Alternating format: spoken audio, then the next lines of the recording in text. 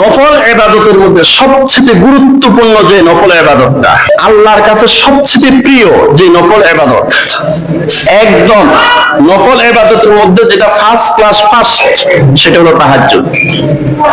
এই ব্যাপারে হাদিস এসেছে, আন আবি উমামা রাদিয়াল্লাহু তাআলা আনহু قال قال رسول الله صلى الله عليه وسلم عليكم بقيام الليل فإنه داب الصالحين قبلكم وهو قربة لكم إلى ربكم ومكفرة للسيئات ومنهاة عن الإثم رواه الترمذي। তিরমিজি শরীফের 3549 নাম্বার জয়ীফ হাদিস।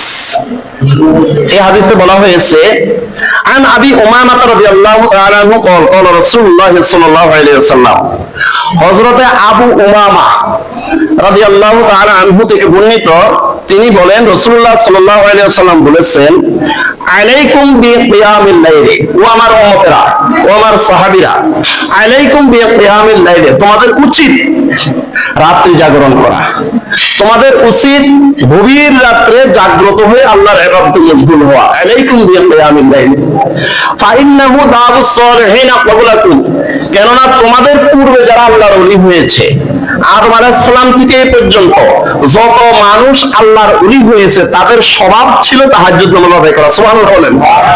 নবী বলতেছেন, নবী সাল্লাল্লাহু আলাইহি ওয়াসাল্লাম তিনি বলতেছেন, ফাইন্নাহু দাবুস সালিহিনা ক্বাবলাকুম, তোমাদের পূর্বে যত বেটা এই পৃথিবীতে আল্লাহর ওলি হয়েছে, তাদের স্বভাব ছিল, তাদের অভ্যাস ছিল তাহাজ্জুদ নামাজ আদায় করা। ফাইন্নাহু দাবুস সালিহিনা ক্বাবলাকুম ওয়া হুয়া কুরবাতুল লাকুম ইলা রাব্বিকুম, কারণ এই তাহাজ্জুদের নামাজের মাধ্যমে তোমরা আল্লাহর সান্নিধ্য গ্রহণ করতে পারবে, আল্লাহর কাছাকাছি যেতে পারবে, আল্লাহর নৈকট্য হাসিল করতে পারবে, আল্লাহর ওলি হতে পারবে।